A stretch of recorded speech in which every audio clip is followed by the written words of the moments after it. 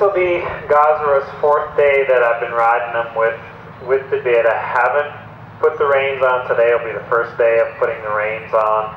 So I'm just going to go through how to get him to start using the reins with him.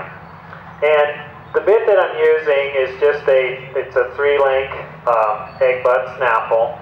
And this is just a real nice bit that I like to start the horses with. You know, I use broken snaffles too. Either one, you know, works fine. The 3-link seems to be a little softer in a way. But so we're gonna ask him to put his head down. I want his head down to the height of my armpit, and then I just hand the bridle up to my hand, ask him to kind of take it up to his lips, stick my thumb in the corner of his mouth, and ask it in his mouth. Now his head goes up again, so I'm going to bring it back down by putting a steady feel on. Every time he goes down, I release. Stick his off ear, his near ear.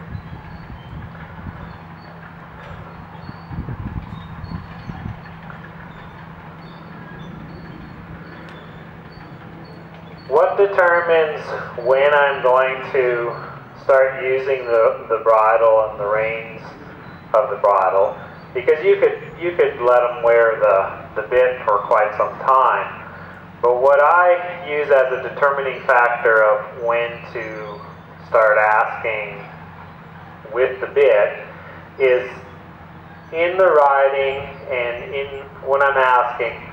My horse is pretty much responding to me, you know, 90% of the time and with softness. So when I pick up a feel with the halter and lead here, he's responding to it. When I ask for a bend, we're getting it. If you're asking for these things and you still have a lot of resistance, you probably want to spend more time in the halter. But he's getting to where he's responding pretty well, so this is time to move on. And, you know, some horses it might be, you know, 6, 7, 10 day. You know, the 10th day of working with them that I'll go to it. Here with Gasra, it's been quite a bit longer. It's taking him a little longer to kind of get soft and stuff. So we just stayed in the halter a little longer.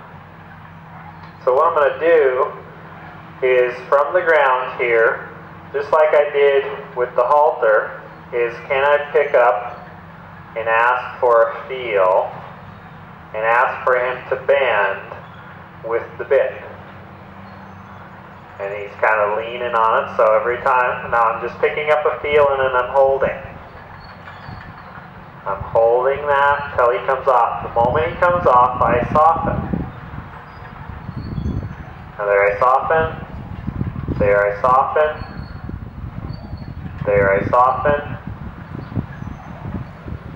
And so I keep releasing every time. Let me turn him so you can see me.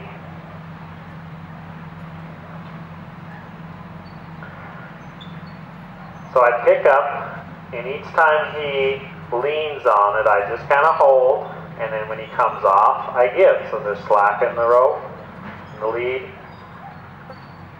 And then I hold, and there. He comes off of it. So he starts figuring out, oh, if I come with the feel, life's good. And then let him have it, let him straighten out, and then I'll pick up again. Put a feel on there, and ask him to follow that. Now, if he's really not getting it, I can then pick up both of the halter and the bit together and ask him to come around. See, he knows that, so he came around real nice. So I'll do the bit all by itself again. Yeah. So I'm just getting him to follow that feel. So when he feels something on the corner of his mouth, he's going to go with it instead of leaning on it. And then we'll do the opposite direction here.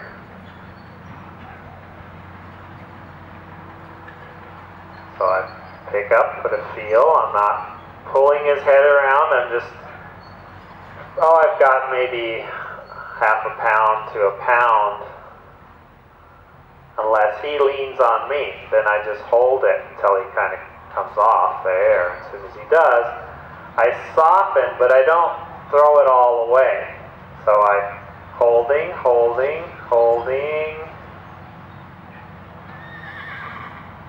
just holding, and then release.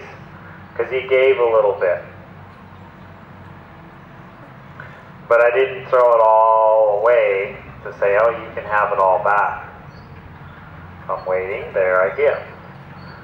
This is his stiffer side. Even with the halter, he has more trouble. So as soon as he gives, my finger's open, but I'm not giving it totally to him.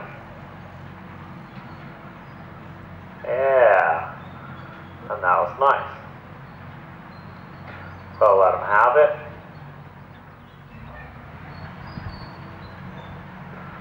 Pick up the feel again.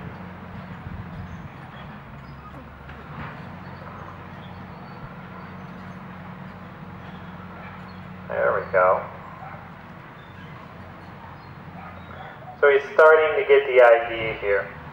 So I'm going to go ahead and mount up then.